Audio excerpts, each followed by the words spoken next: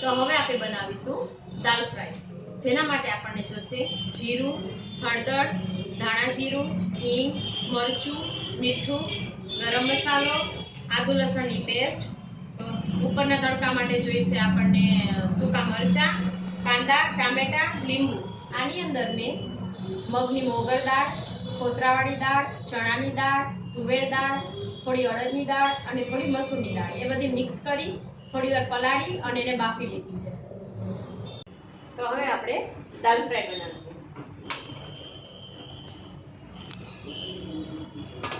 Gas શરૂ કરી એક મોટું પેન લેવાનું ને હવે એની અંદર 5 ચમચી તેલ નાખવાનું છે. તેલ આવી ગયું છે. હવે આપણે જીરું એડ કરીશું, હિંગ અને હવે કાંદા.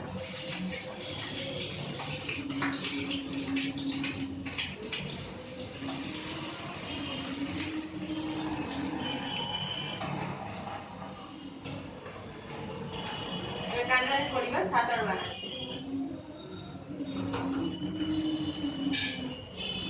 હવે આપણે એમાં આદુ લસણની પેસ્ટ નાખીશું અને થોડું નમક.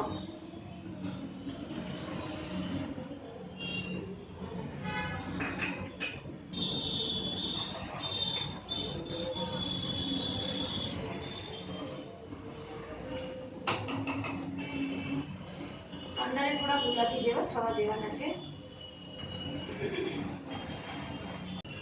આમાં મેં એક નાનો મીડિયમ સાઈઝનો કાંદો લીધો છે અને એક મીડિયમ સાઈઝનું ટામેટું.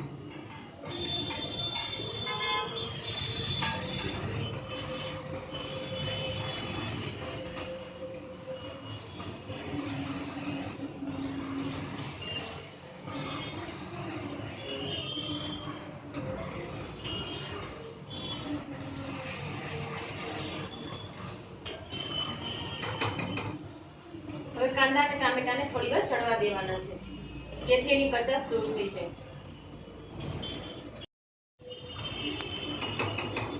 હવે આપણે એમાં મસાલા કરીશું.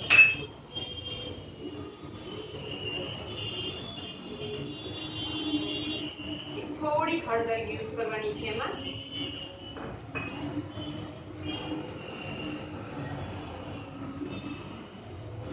અને 1.5 ચમચી જેટલું ધાણા જીરું. લાલ મરચું જે તમારી ઘરમાં જેટલી તીખાશ ખાવાતી હોય એ પ્રમાણે એમાં યુઝ કરવાનું. હું અત્યારે આમાં 2 ચમચી યુઝ કરીશ.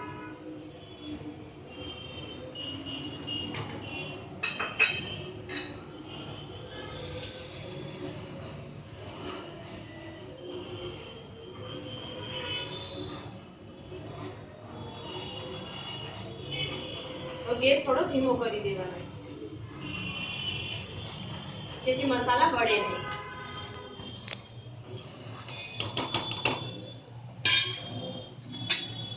હવે એમાં ગરમ મસાલો નાખીશું, 1/2 ચમચીથી થોડો વધારે.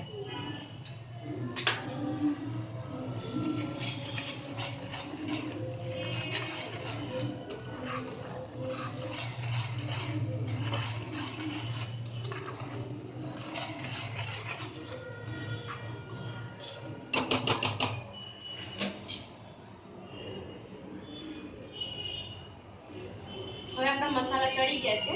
હવે આપણે એમાં દાળ નાખીશું, એકદમ સાચવી અને ધીમેથી.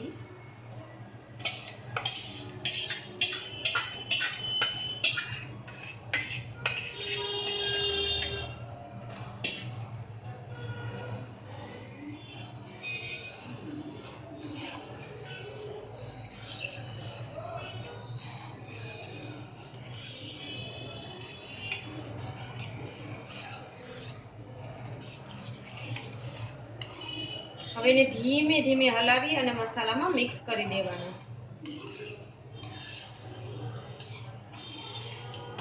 અને બહુ જાડું અને ઠીક લાગતું હોય તો આપણે એમાં પાણી એડ કરવાનું.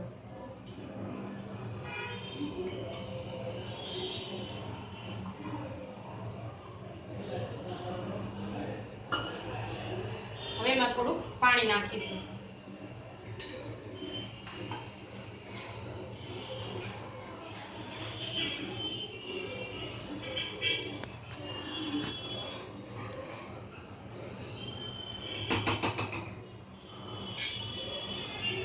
હવે એમાં સ્વાદ મુજબ મીઠું.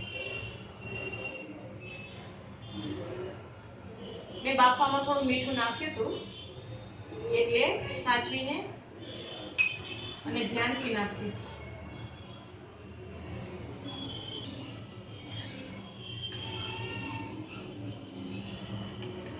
હવે એને થોડી વાર ઉકાળવાની છે.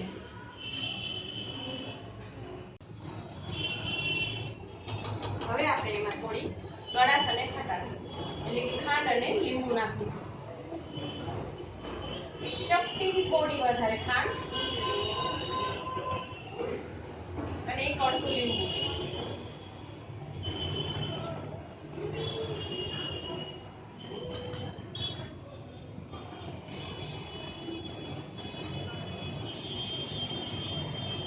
હવે એને બરાબર મિક્સ કરી અને થોડી વાર ઉકાળીશું.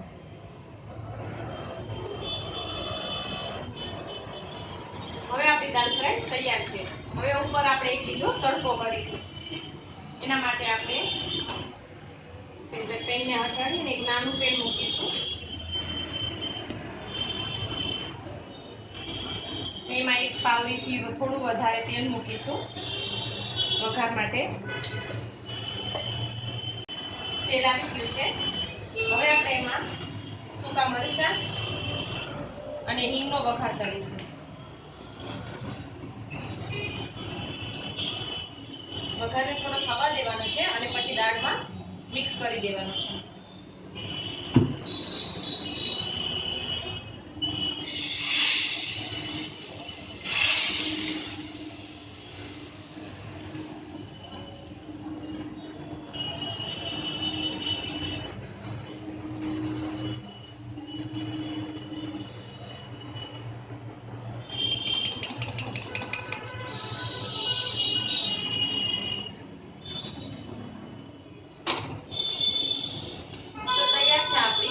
દાલ ફ્રાય, જેને તડકો કરીને આપણે દાલ તડકા બનાવીશું.